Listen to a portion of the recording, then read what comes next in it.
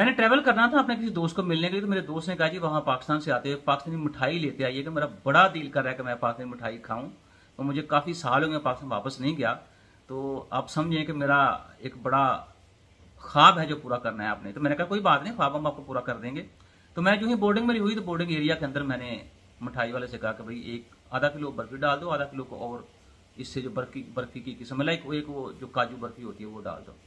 अच्छा, उसने जब आधा किलो बर्फी डाली तो बाकी आधा किलो तोड़ने के बाद जब डालने लगा तो मुझे लगा कि जैसे जो डिब्बा था उसका साइज छोटा था, लेकिन वो बंदा जबरदस्ती जो है वो बाकी भी आधा किलो मिठाई जो थी उसके अंदर डालने की कोशिश कर रहा था।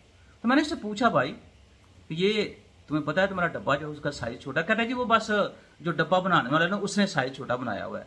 मैं कहा आपको नजर नहीं आया कि आप मिठाई जबरदस्ती इसके अंदर डाल रहे हैं? तो ये जो कि 8-10 घंटे की फ्लाइट है, सामान के अंदर ये मिठाई पड़ी होगी तो ये दबेगी, तो ये तो खराब हो जाएगी। तो आप उस डिब्बे वाले से कहो भाई साइज उसका पूरा करें, और ये तुम्हारी जिम्मेदारी बनती है, क्योंकि शॉप के ऊपर तुम खड़े हो, तुम मिठाई बेच रहे हो, तुम्हें किसी ने बात करनी है। अब ये बात क्यों बता रहा हूँ आपको? ये बात इसलिए बता रहा हूँ कि हम में से हर बंदा, मैं भी शामिल उस पूरी कौम में से, कि हम कभी भी जिम्मेदारी जो है उसको ओन नहीं करते। तो फॉल्ट तो हम दूसरे के ऊपर डाल देते हैं कि भाई उसने ऐसा किया, मैं तो बिल्कुल ठीक था, उसने ऐसा किया जी, मैं तो बिल्कुल ठीक था। सिमिलरली आप देखें कि चीनी का बहरान जो है वो फिर खड़ा हो गया। पाकिस्तान के मुख्तलिफ हिस्सों में चीनी कहीं 230 रुपये बिक रही है, कहीं 210 रुपये बिक रही है, कहीं 190 रुपये फी किलो बिक रही है, कहीं 180 रुपये फी किलो बिक रही है। तो मुस्लिम लीग ने कहा जी ये जो बहरान है, ये वजारत जो तजारत थी, नवीद कमर साहब चला रहे थे उस वक्त, तो ये उनकी जिम्मेदारी, उनकी वजह से बहरान आया। इसी तरह इमरान खान साहब जब थे, जब उनकी हुकूमत थी, तो वो कहते थे कि ये जो अभी मुल्क ने किया था, ये पीछे 30 साल जो लोग हुकूमत करते आ रहे हैं उनकी वजह से। अब पीछे 30 सालों में चले जाएं तो वो कहते हैं जी हमसे जो पहली हुकूमत थी उनका ये कसूर है। कोई बंदा वो जिम्मेदारी लेने को तैयार नहीं है। तो जब तक हम अपने ज़ाती मफाद को मुल्की मफाद को तरजीह नहीं देंगे, तो आप ये कैसे तसव्वुर कर सकते हैं कि मुल्क जो है वो अपने सही राह की तरफ गामजन होगा, कि मुल्क तरक्की करेगा? हम मुल्क को बड़ी बातें करते हैं, ये पाकिस्तान ने हमें क्या दिया। कभी हमने ये सोचा है कि हमने पाकिस्तान को क्या दिया? कि पाकिस्तान में कह रहा है ईमानदार से काम करो मेरे लिए, क्या ईमानदार से हम काम कर रहे हैं? पाकिस्तान ये कह रहा है करप्शन नहीं करो, कि करप्शन हम नहीं कर रहे। पाकिस्तान ये कह रहा है कि अपने रवैयों में तब्दीली लेके आओ और तरक्की वाला रवैया अपनाओ, क्या उस रवैये को हम अपना रहे हैं? पाकिस्तान ये कह रहा है कि दुनिया के साथ चलो, अगर आपने दुनिया के साथ साथ तरक्की करनी है। तो क्या हम ऐसा कर रहे हैं? बिल्कुल नहीं कर रहे। तो फिर हम इल्ज़ाम दे देंगे किसको? अमेरिका को, फिर हम इल्ज़ाम दे देंगे चाइना को, फिर हम इल्ज़ाम दे देंगे सऊदीया को, या हमारे जो युद्धनवा के अंदर लोग हैं। हाल हमारा ये है कि हमारे पड़ोस में G20 हो रहा है, और उस G20 के अंदर आप देखें तो अमेरिका और सऊदीया के दरमियान राहदारी का एक कॉन्ट्रैक्ट है जिसके ऊपर साइन हुए हैं। और हम जनाब अभी क्या कर रहे हैं कि स्कर्दू में हमारे सेनेट के जो चेयरमैन हैं वो मुख्तलिफ सेनेटर्स को साथ लेके स्कर्दू का दौरा किया है, और वहाँ जाके फरमा रहे हैं कि ये मकाम बड़ा पुरफज़ा है सियाहती लिहाज से भी, और यहाँ के लोगों की जो रवायत है वो भी बड़ी अजीम है। मतलब कि 76 सालों बाद हम ये बात करें, इसका मतलब ये हुआ कि हमने अभी तक अपने मुल्क के अंदर जो टूरिज्म पोटेंशियल है उसको इस्तेमाल करने का सोचा ही नहीं है। वो सोचेंगे तब ना जब हम उन टूरिस्ट पॉइंट्स के ऊपर आप कह लें कि जो बेसिक फैसिलिटीज़ हैं वो प्रोवाइड करें। 22 चोटियाँ हैं हमारे पास, 22। तो आप देखें हम किस तरह से मार खा रहे हैं। और हमें किसी ने अभी तक ये नहीं बताया कि अगर आपने फॉरेन टूरिस्ट को अट्रैक्ट करना है तो आपका जो लोकल टूरिस्ट है उसको आपको एक्टिव करना होगा।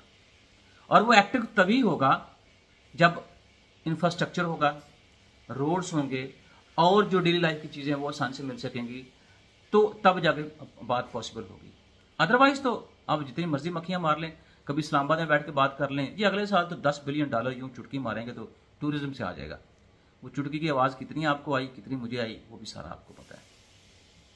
और विजन्स हमारे ये हैं, मैंने अपने एक वीला के अंदर कहा था कि पाकिस्तान की जो वाटर इकॉनमी है वो $300 बिलियन की है। और जनाब पिछले साल जो सैलाब आया था उससे देखें वर्ल्ड बैंक ने भी और बहुत से अदारों ने एस्टिमेट्स किए, तो पता चला कि तकरीबन $60 बिलियन का नुकसान हुआ है, और हम एक डॉलर के लिए मारे मारे फिर रहे हैं। और ये जो अभी लहर आई है सैलाब की, ठीक है, उससे जो 2 डैम तरबेला और मंगला के अंदर जितना पानी जमा होता है सैलाब का, उतना पानी समंदर के अंदर चला गया है।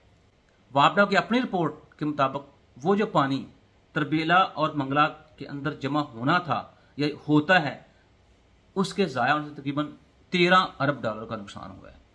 तो नुकसान तो हम खुद कर रहे हैं, उसमें कुदरत को दोष देना, उसमें पड़ोसियों को दोष देना, उसमें दोस्त मुल्कों को दोष देना, वो मेरा ख्याल है कि बिल्कुल बेकार है।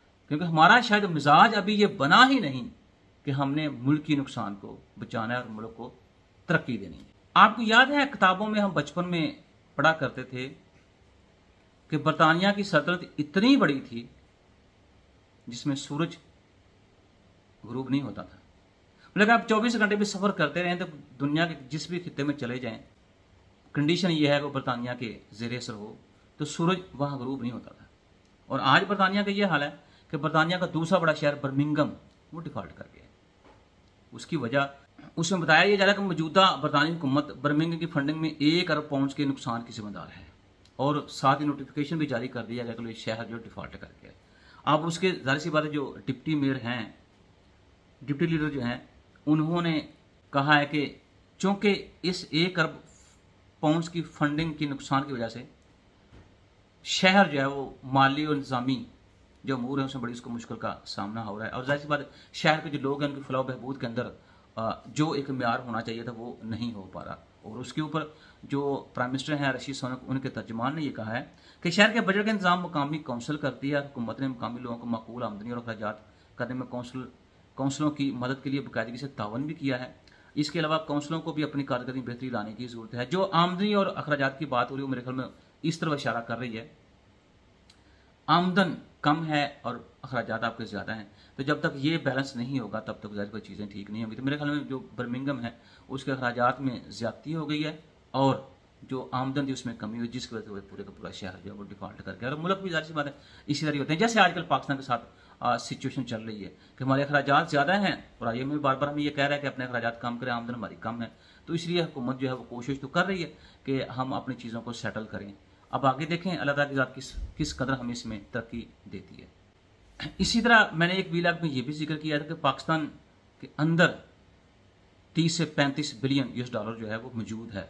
लोगों ने अपने घरों में, बैंक्स के लॉकर्स में ना कहीं उन्होंने वो छुपाया हुआ है। तो अगर हम कोई एक बड़ा सॉलिड सा ऑपरेशन करें तो मेरे ख्याल में वो जो 30 से 35 बिलियन डॉलर है कम से कम उसको मुल्की इकनॉमिक एक्टिविटी जो है उसके अंदर ज़ेर इस्तेमाल लाया जा सकता है। अब देखें जनाब क्या हुआ, अब थोड़ा सा ऑपरेशन हुआ और उससे क्या देखें आपका डॉलर जो 328 से नीचे आ गया 303 के ऊपर। और अगर आप थोड़ा सा और गौर करें तो जो इंटर बैंक और जो ओपन मार्केट का रेट है उसमें बड़ा कम सा डिफरेंस है। तो ये हुआ कैसे, जब रियासत ने अपनी रेट जो है इस्टेब्लिश की। तो ओवरऑल अगर कहा जाए इस बात को यूं कि मुल्क के अंदर किसी भी चीज़ की कमी नहीं है, कमी है तो सिर्फ और सिर्फ गवर्नेंस की है, रियासत की रेट की है। तो अगर हम रेट अच्छे तरीके से इस्टेब्लिश कर लेते हैं और हम कर भी रहे हैं, देखें बिजली चोरों के साथ हमने क्या किया, उनके खिलाफ क्रैकडाउन किया और चीज़ें आगे कंट्रोल होना शुरू हो गई। इसी तरह जो शुगर माफिया उसके खिलाफ हम क्रैकडाउन करें तो मेरे ख्याल में ये भी चीज़ें कंट्रोल हो जाएंगी। जो आटे का क्राइसिस है और इस तरह जो क्राइसिस हैं, तो अगर हम उनके खिलाफ लॉ को सही तरह से इन्फोर्स करें या लॉ इन्फोर्समेंट एजेंसी जो हैं वो सही तरीके से काम करें तो मुल्की मसाइल का हल जो है मुल्क के अंदर ही मौजूद है, कहीं बाहर जाने की ज़रूरत है और ना ही किसी बाहर के एक्सपर्ट से आपको इस्लाह लेने की ज़रूरत है। अब हुआ जनाब ये कि गवर्नमेंट ने क्या किया है कि सबसे पहले तो जो एक्सचेंज कंपनीज थी उनका 2 साल का डेटा लिया है। अब वो 2 साल का डेटा लेने से होगा ये कि आपको पता चल जाएगा कि इन 2 सालों में ये जो करेंसी एक्सचेंज कंपनीज हैं इनके पास कितना इन्होंने डॉलर आया, कितने लोगों को डॉलर बेचा और कितने लोगों से डॉलर खरीदा। तो उसकी बेस के ऊपर फिर फैसला किया जाएगा कि किन लोगों को आगे रेड जो रडार है उसके अंदर लेके आना है या किन के खिलाफ ऑपरेशन करना है। लेकिन अगर देखा जाए तो मेरे ख्याल में आने वाले दिनों में ये एक बड़ी अच्छी बात होगी अगर इसी गवर्नेंस से डॉलर का रेट जो है वो कंट्रोल होता है। तो जाहिर सी बात है आगे फिर ऐसे मैकेनिज्म भी बढ़ने चाहिए जिससे महंगाई भी कंट्रोल हो, क्योंकि मुल्क में हो क्या रहा है कि 2 तरह की इन्फ्लेशन, एक आपका लोकल इन्फ्लेशन, एक आपका इंपोर्टेड इन्फ्लेशन। इंपोर्टेड इन्फ्लेशन जाहिर सी बात आप बाहर से खरीद रहे हैं, क्या तेल खरीद रहे हैं, इंपोर्ट्स आ रही हैं, तो वो इन्फ्लेशन जो है चूँकि रुपये की कीमत उस तरह से देखा जाए डॉलर के मुकाबले में डे बाय डे कम होती जा रही है और डॉलर की कीमत बढ़ती जाती है, ये है आपका इंपोर्टेड इन्फ्लेशन। तो ऐसे मैकेनिज्म होने चाहिए कि जब तेल की कीमत में कमी आए तो महंगाई के अंदर भी कमी आनी चाहिए, जब डॉलर की कीमत में कमी आए तो महंगाई के ऊपर भी इसका असर पड़ना चाहिए, महंगाई कंट्रोल होनी चाहिए। तो जिस तरह से आपने डॉलर को कंट्रोल करने की कोशिश की और कंट्रोल हो भी रहा है, मेरे ख्याल में इसी तरह बाकी जो इस तरह के अच्छे वेज जो हैं उनको अडॉप्ट किया जाए तो महंगाई भी कंट्रोल हो सकती है।